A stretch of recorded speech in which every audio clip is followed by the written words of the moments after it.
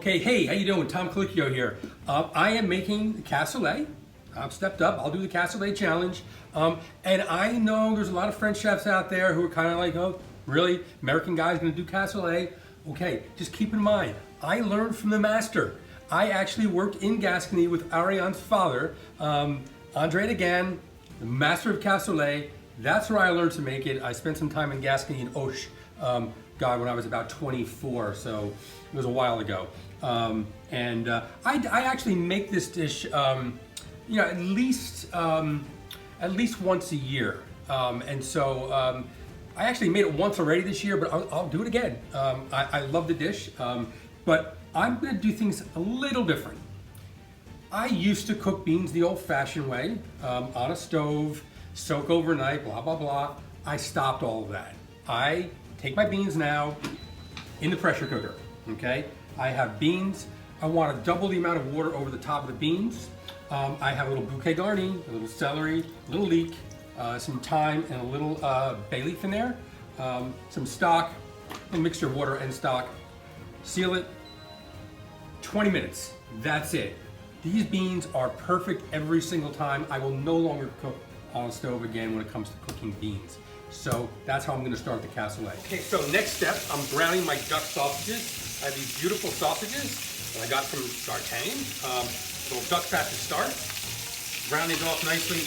I'm using like medium heat. I don't want to have too hot heat because they may burst. So we'll take it nice and slow. Cook these beautiful duck sausages up.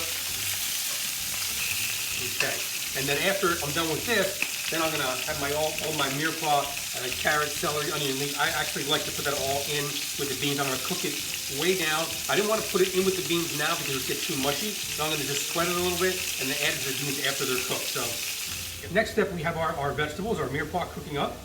Real simple. I used all the fat that we used to brown the duck sausages are all nicely brown. Used all that fat, and so at this point now, we're just gonna cook down this mirepoix a little bit.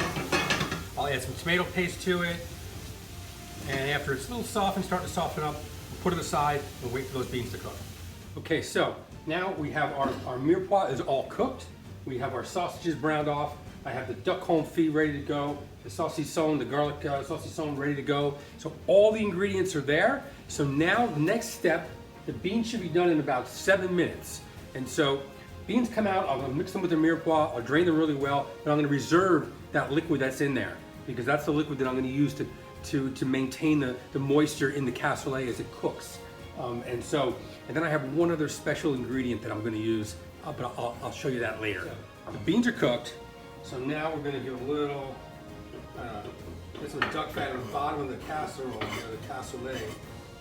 Okay, so we have a layer of beans, and then we'll start loading up the meat. We got some duck confit.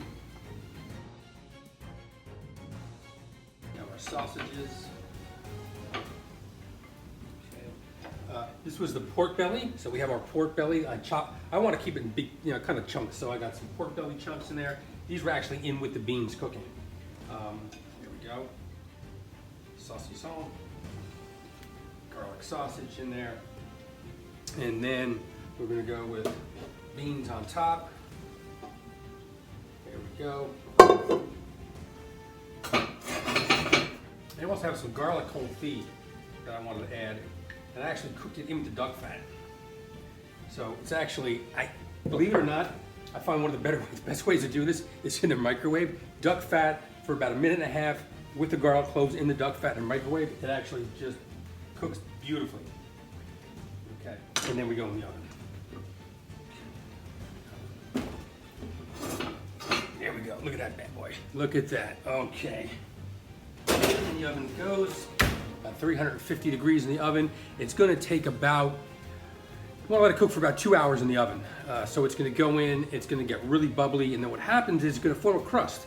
And you have to go in and kind of break that crust and get more either stock or can even use water just to keep it moist while it's bubbling away. Everything gets cooked, everything heated up. Now, there's some people that say that you should break that crust about 7 times. I find 3 or 4 times is plenty. But you want to have a nice crust, and then I'm going to show you my little secret ingredient that's going to go over the top in a little bit. Okay, so here's the one secret ingredient. is it. So the cassoulet is cooking, crusting over nicely. I take these pork crumbs. So this is crackling. You know, you make with pork skin, and grind it up. So it's almost like pork crumbs over the top. Pork crumbs on the top and back in the oven. Check that out. Ah, yeah.